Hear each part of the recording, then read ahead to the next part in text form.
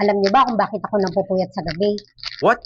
Kakahanap ng mairereko ko sa inyo mga ate ko. Ang maganda dito is yung pendant niya is gem lang na maliit. Ayan siya sa malapitan. At kung mapapansin nyo, yung necklace niya is extra shiny. Ayan o. May glittering effect siya mga ate ko. Nag-glimmer siya sa malayo, pero minimalize pa rin. At stainless steel, so hypoallergenic siya. Okay lang kung medyo pawisin ka or acidic ka, okay lang. Ang ganda, di ba, oh?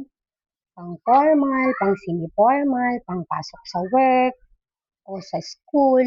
Mga ate ko, hindi ko na pinakita kung paano ko siya sinuot kasi nga po kulang po yung oras natin. So, dapat mabilisan po tayo. So, ayan siya. Pag nakasuot, actually, pwede nyo po itong gawing group necklace. Like, kayo ng mga BFF nyo. Kung gusto nyo na pare-pareho kayo, eto na yun, mga ate ko. Ang cute, di ba, mga ate ko? Kaya i-go nyo na yan. Andyan lang yan siya, sa basket. Go na!